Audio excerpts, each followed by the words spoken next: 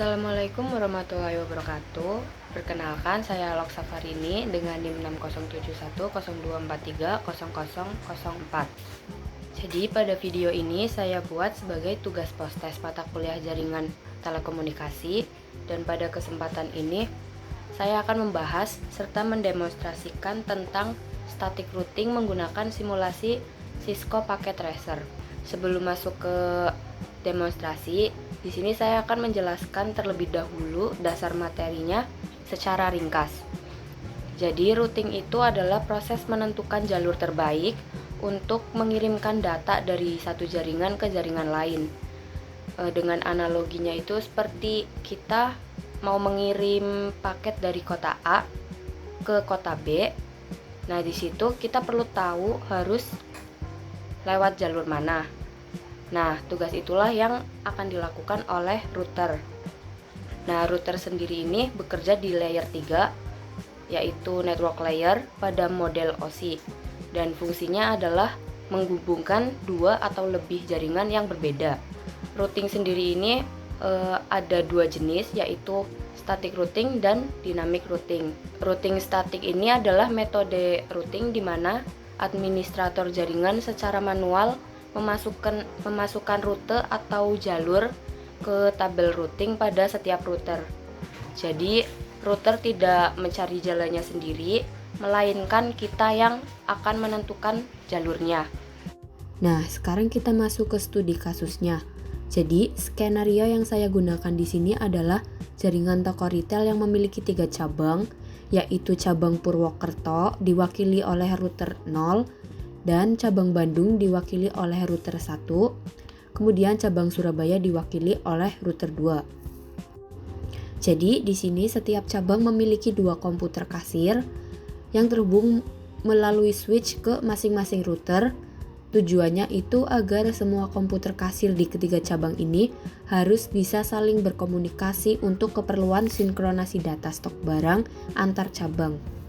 Nah, di sini saya mengatur untuk jaringan WAN router 0 dan router 1 terhubung melalui kabel serial dengan jaringan WAN 10.10.10.0/30,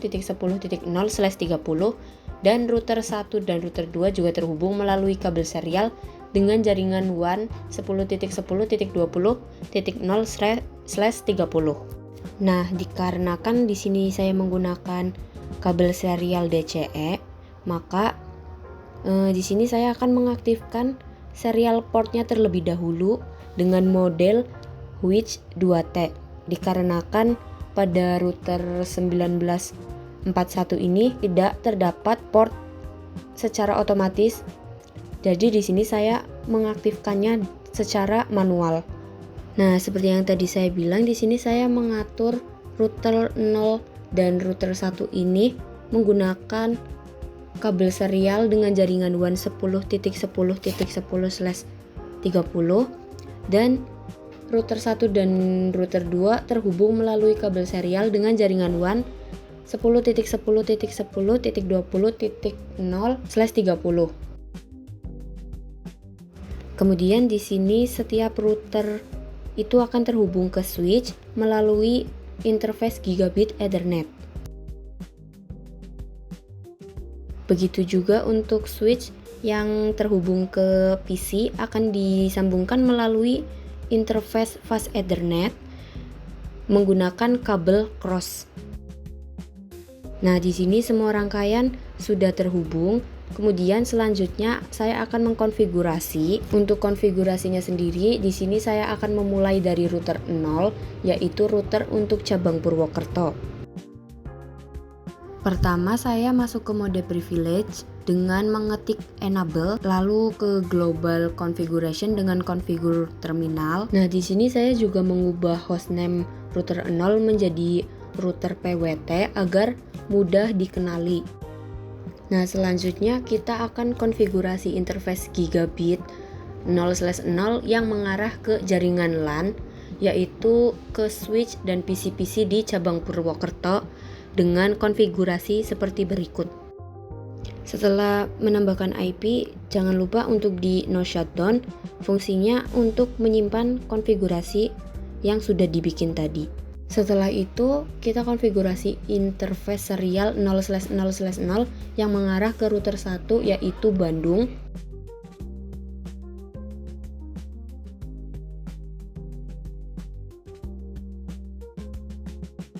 Di sini IP yang diatur yaitu 10.10.10.1 255.255.25.252. Nah, karena di sini saya menggunakan kabel serial DCE, maka di sini saya juga mengatur clock rate 64000. Seperti biasa, setelah mengkonfigurasi itu jangan lupa di node shutdown, kemudian exit. Nah, sekarang masuk ke bagian terpentingnya nih, yaitu konfigurasi static routing. Jadi di sini kita perlu memberitahu router 0 cara mencapai jaringan yang tidak langsung terhubung, yaitu LAN Bandung dan LAN Surabaya dengan IP root dan alamat IP yang dituju. Jadi di sini saya arahkan kedua rute melalui next hop 10.10.10.2 yaitu IP serial milik router 1, karena dari router 0 untuk kemanapun harus lewat router 1 dahulu. Kemudian jangan lupa disimpan konfigurasinya dengan N dan write memory. Ketika sudah oke, artinya router 0 sudah selesai dikonfigurasi. Nah, di sini saya mengubah router 1 menjadi router 3 dikarenakan tadi sempat mengalami kendala. Jadi di sini saya mengubahnya. Tetapi untuk konfigurasi yang tadi di router 0 itu tidak berubah ya. Di sini saya hanya mengganti router 1 menjadi router 3 saja. Nah, sekarang kita pindah ke router cabang Bandung. Jadi router ini posisinya itu di tengah dan dia itu punya dua koneksi serial, yaitu router PWT dan router Surabaya. Nah, untuk konfigurasinya seperti ini. Jadi di sini saya memasukkan interface gigabit 0/0 yaitu untuk LAN Bandung. Di sini juga saya mengubah hostname menjadi router Bandung. Kemudian di sini disesuaikan juga untuk konfigurasi interface-nya, di mana di sini jadi akan menghubungkan ke router Purwokerto dan router Surabaya. Nah, sekarang untuk static routingnya. Jadi router Bandung ini perlu tahu cara ke LAN Purwokerto dan LAN Surabaya dengan konfigurasi IP route seperti berikut. Nah, untuk di sini bisa diperhatikan ya, LAN Purwokerto itu next hop-nya 10.10.10.1 yaitu arah router 0, dan untuk LAN Surabaya next hop-nya 10.10.20.2 yaitu arah router 2. Kemudian jangan lupa disimpan dengan N dan write memory. Terakhir kita konfigurasi router cabang Surabaya.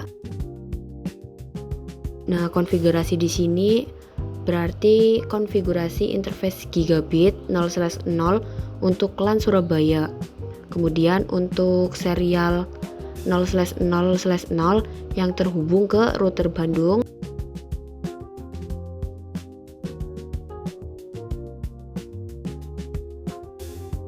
Dan static routingnya itu diarahkan ke router Purwokerto, karena dari router karena dari router Surabaya untuk kemanapun juga harus lewat router 1 terlebih dahulu.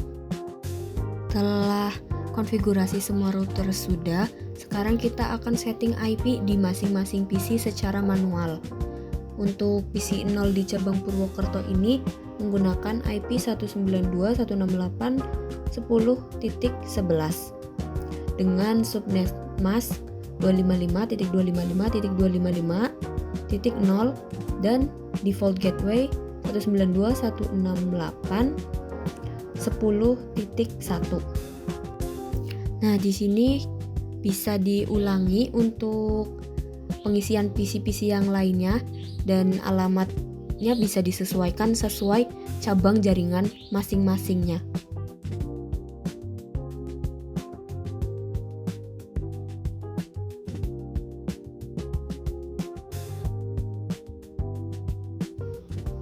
Nah, sekarang semua device sudah dikonfigurasi. Jadi saatnya kita uji konektivitasnya dengan membuka command prompt.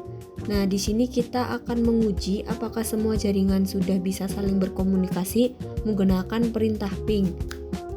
Pertama, saya akan menguji konektivitas melalui PC 0, yaitu PC Purwokerto, menuju PC Bandung dengan IP 20.11. Nah, di sini bisa ditunggu untuk hasilnya. Nah, di sini reply from yang menandakan PC 0 sudah bisa berkomunikasi dengan PC 2 di cabang Bandung. Di sini request timeout itu mungkin menandakan kalau ada delay. Selanjutnya di sini akan mencoba berkomunikasi dengan PC cabang Surabaya, apakah sudah bisa berkomunikasi. Nah, di sini untuk hasilnya juga reply yang menandakan sudah berhasil. Kemudian di sini saya juga akan coba ping dari cabang Bandung menuju cabang Surabaya. Nah, di sini hasilnya sudah replay juga yang menandakan sudah berhasil untuk berkomunikasi. Selanjutnya juga di sini saya akan mencoba dari PC Bandung ke PC Purwokerto. Apakah bisa berkomunikasi? Nah, di sini hasilnya reply, artinya bisa berkomunikasi. Kemudian di sini juga dari cabang Surabaya akan coba menguji konektivitas ke jaringan Purwokerto. Nah, di sini hasilnya juga sama. Jadi sudah bisa saling berkomunikasi ke cabang manapun. Nah, selanjutnya mungkin di sini akan coba saya simulasikan.